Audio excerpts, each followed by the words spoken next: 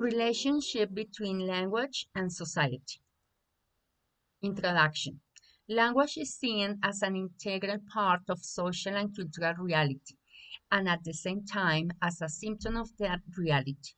This means that by observing how people communicate, we can understand an important part of their norms of behavior, of their values. Language does not live apart from the existence of its user.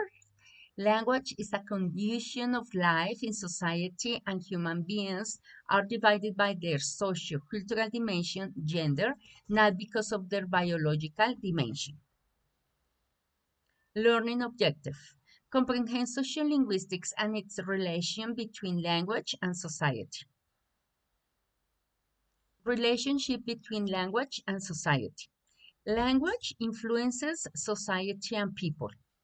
People and society influence language. Language is influenced by the context. Language and society are influenced by the people's gender. Speech community in sociolinguistics. Speech and identity. The concept of speech as a means of identifying with a community first emerged in 1960s. Academia alongside other new fields of research like ethnic and gender studies. Linguists like John Gumperz pioneered research in how personal interaction can influence ways of speaking and interpreting, while Noam Chomsky studied how people interpret language and derive meaning from what they see and hear. Types of communities. Speech communities can be large or small, although linguists don't agree on how they are defined. Some, like linguist Muriel Saville-Troic, argue that it's logical to assume that a shared language like English, which is spoken throughout the world, is a speech community. But she differentiates between hard-shelled communities, which tend to be insular and intimate, like a family or religious sect, or soft-shelled communities where there is a lot of interaction.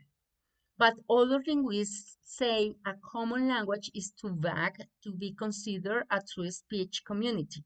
The linguistic anthropologist Nick Salzman describes in this way. People who speak the same language are not always members of the same speech community. On the one hand, speakers of South Asian English in India and Pakistan share a language with citizens of the USA, but the respective varieties of English and the rules for speaking them are sufficiently distinct to assign the two populations to different speech communities.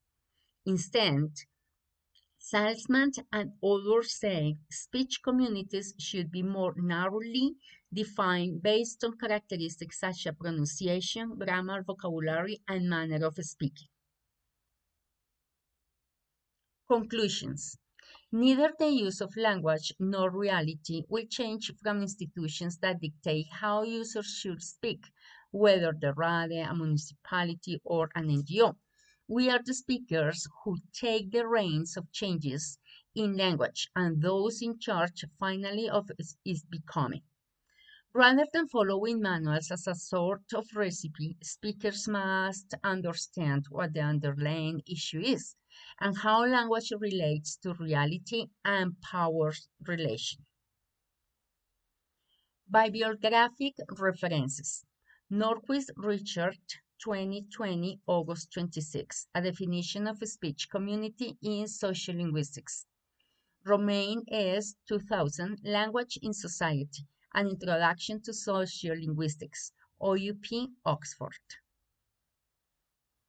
Credits: Education Faculty, Master of Arts in Teaching English as a Foreign Language, Mangeli Londoño Gutiérrez, 2022, UNAT.